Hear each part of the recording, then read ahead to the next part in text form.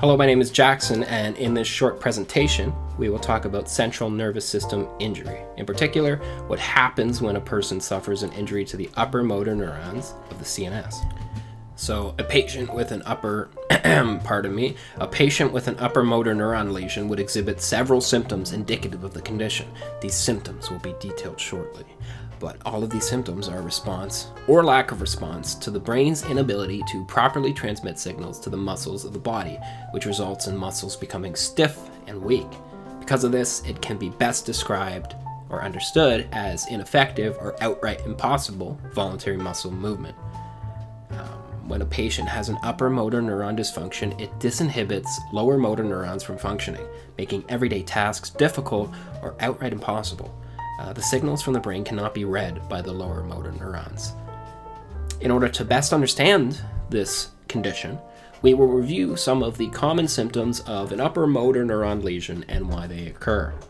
So, one of the most immediately visible ones would be muscle tone, and this is also I am not going to edit this, so there's going to be a lot of pauses, and there's going to be things sidetracked, things like this, and I really do apologize for that. These are called hypertonia.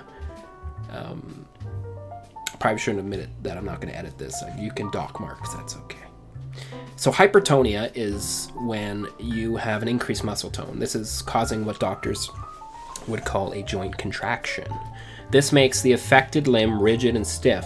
In patients suffering injuries to upper motor neurons that control the lower limbs, you may see things like using a leg as a stiff crutch of sorts, being able to walk, but with greatly reduced mobility. Another one is referred to as clonus, and this is an involuntary and rhythmic muscular contraction.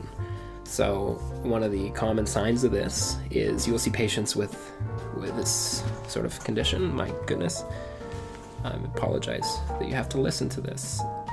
You will see patients with an upper motor CNS lesion with a rocking movement in the wrist. It's a rocking, shaking, clonal movement of the wrist, and this is a sign of an upper motor neuron lesion.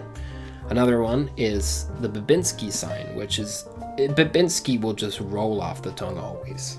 And it's a great word, and it's appreciated because a lot of the words in this sort of world of anatomy and physiology are very difficult to say. As we will get to the next one, you will see that. But the Babinski sign, however, is not, and it's a wonderful name. And it's just a cool name in general. But you will see a positive Babinski in people suffering upper motor neuron injuries. So the Babinski sign tests the extensor plantar reflex, which when it's functioning as it normally does, you'll see a person curl their toes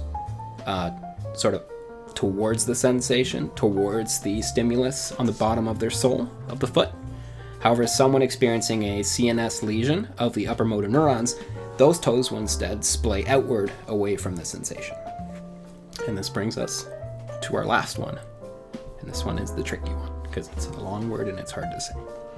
Fasciculations. Got it. So it should be noted that fasciculations, they don't apply to upper motor neuron injuries, rather they apply to lower.